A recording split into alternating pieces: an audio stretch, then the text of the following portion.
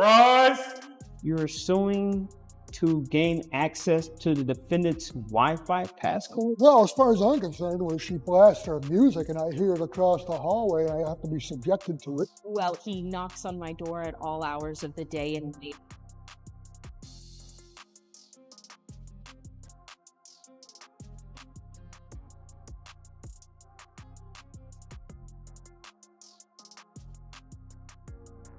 All rise. The Honorable Judge Porter is presiding. Court is now in session. Good morning, everyone. Please have a seat. Jeff, good morning. How's it going, brother? Everything's good. Let's see what we got today. We have case number 2993, Rick Connors versus Jennifer Everett. Can you guys please come to the podium, please? Sure. Connors, good morning, sir. I see here that you're suing. Strong comedic and dramatic opening. Judge announces the bizarre nature of the case. A man is suing for Wi-Fi access. The neighborly tension is teased immediately. Music complaints versus constant door knocking. This sets the tone and stakes. To gain access to the defendant's Wi-Fi passcode? That's right, Your Honor. Please tell us what's going on with that. Well, I've been living across the hallway from Jennifer for about 2 years now. Okay, when you say live across the hallway, is this I'm assuming this is like an apartment or a condo? Condo. Okay, all right. Please continue.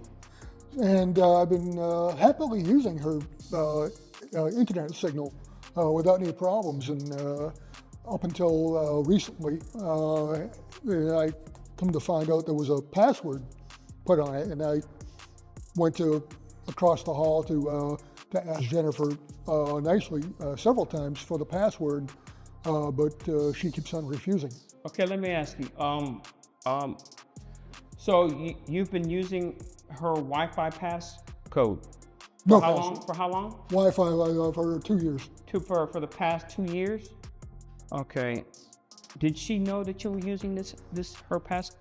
I just thought she did because, especially at the point where I asked for the password. But, No, sir. What I'm asking you is prior to you asking for the password itself, the Wi-Fi password, did she have knowledge that you were using it? Did you tell her, oh, by the way, I'm going to be using your...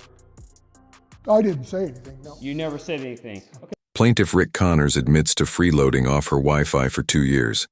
He only asked for the password after it becomes password protected. Judge immediately questions whether this was ever authorized. Suspense rises as Rick fails to justify it. Let me ask you this. How did you know that it was her password, Wi-Fi password that you were using? I mean, her Wi-Fi that you were using, sir? The name of the network was Everett Wi-Fi. So, and she lives across from the hall and you put two and two together. Ma'am, were you aware that he was using your Wi-Fi? No, Your Honor. I only became aware that someone was using my Wi-Fi when the bill started going up exponentially. Okay. And when he came to you and says, I need your Wi-Fi password, how did you react or respond to that? I politely told him that I could not give that to him because it was getting too high and getting out of my price range. I started my bill at about $100 a month, which I thought was fairly reasonable. And then it skyrocketed to $150 a month. Okay. Mr. Khan, did she tell you about the cost of her Wi-Fi bill? Yes. Did you, since you wanted to use it, did you offer to maybe pay for it or pay a fraction of it? Did you, any of that? Well, as far as I'm concerned, when she blasts her music and I hear it across the hallway and I have to be subjected to it, to me, that's payment enough. Okay, I understand that. But sir, when Miss Everett told you how much her bill was, did you say, I understand, I will pay your Wi-Fi bill, or I'm willing, since I'm using it, I'm willing to pay a fraction of it? That would be a yes or no question, sir. No. No, and why not? Jennifer explains she only realized someone was using her Wi-Fi when her internet bill skyrocketed. The judge presses Rick. Did you offer to pay? He responds with a twisted logic. Her loud music is payment enough. Audience shock plus comedy. Well, I just figured, if I have to hear music, and it drifts across the hall, it's kind of like the signal. The airwaves belong to the people. The airways belong to the people, so you're entitled to the airway of her Wi-Fi coming from her home. Okay, are you aware of the fact that in order for her music to work, that she probably has to use some type of electricity to operate whatever device she's using to allow that music to play? Are you aware of that?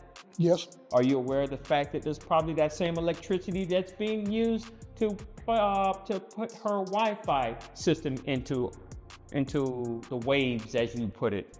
Yes, Your Honor. Are you paying for the electricity inside of her home? No. So how are you entitled to anything that's coming from her residence if you're not paying for anything? I'm confused on that. Well, the radio signal from the router comes across the hallway. It's already there. But you're not paying for the electricity that allows her to use whatever system she's using to make that music possible. You're just benefiting from it. Well, I don't benefit from the music, but that's another story. Okay. Let me ask you this, ma'am. Judge thoroughly destroys Rick's rationale, pointing out that music and Wi-Fi both require electricity and infrastructure he's not paying for. This is a key moral pivot where Rick's entitlement is exposed.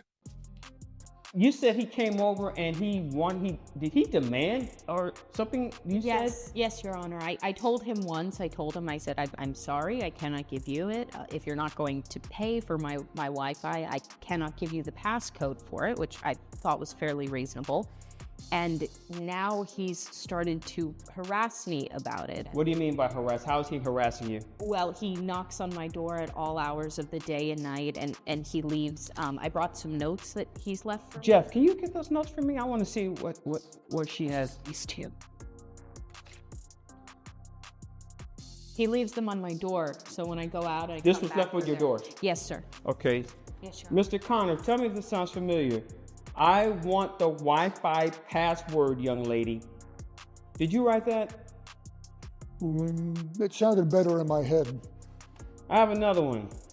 Jennifer, I have an important project for work due tomorrow. My job rests on this project. I need my Wi-Fi back.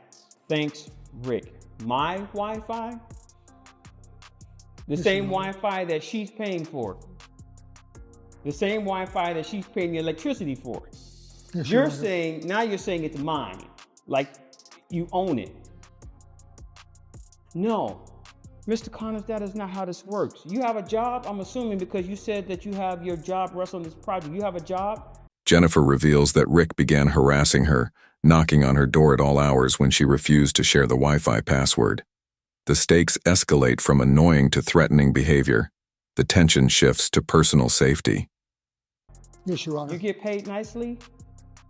I'm assuming this condo that you guys live in is a very nice place? It is a lovely place. I do like living there. Okay, and so you have no problem paying your mortgage there at your condo? No, Your Honor. So why won't you just buy your own Wi-Fi service and stop leeching off this young lady's service? You can get your own. Am I correct in saying that? It's true. And did you say he was knocking on your door or something like that? Yes, Your Honor. From 7 o'clock at night to 2 o'clock in the morning to 1 o'clock in the afternoon. 2 o'clock in the morning? Yes. 2 o'clock in the morning? Is that true, Mr. Connors? Yes, Your Honor. How do you justify knocking on somebody's door at 2 o'clock in the morning for anything that's not an emergency? Judge confronts Rick. Why knock at 2 a.m.? His justification is paper thin. This is a suspenseful confrontation. Judge begins transitioning from puzzled to angry, realizing this is more serious than a petty case. If it's an emergency, call the Mango Park Police Department. The music, did you call the Mango Park Police Department about that? No, Your Honor. Did you get in contact with the condo association about the music? Yeah, they said they couldn't help. Okay, this is what I'm going to recommend. I'm going to recommend that first off, your request for the password is denied. And for her Wi-Fi, the password, that's denied. If you want Wi-Fi, I'm going to recommend that you buy your own. Get your own little setup. Whoever your carrier service is, have them set up. Maybe they can get you a bundle for your phone, your TV, whatever is inside of your place. Get your own. Judge denies the Wi-Fi access request and recommends Rick get his own service. This is a pivotal legal moment. The court's stance is made clear. It marks the beginning of Rick's defeat. Okay, now, I'm also going to grant her a temporary restraining order against you. That means no more leaving notes on her door. That means no more knocking on her door. Not at 7 o'clock in the morning, not at 1 o'clock in the afternoon, not at 2 o'clock at night. Am I making myself clear? If she tells me that she has been that restraining order has been violated in any form, shape, or fashion, I will have the Mango Park Police Department drag you in here, and we will have this conversation again. Am I making myself clear, sir? Yes, Your Honor. Good. Your case is dismissed. Have a nice day.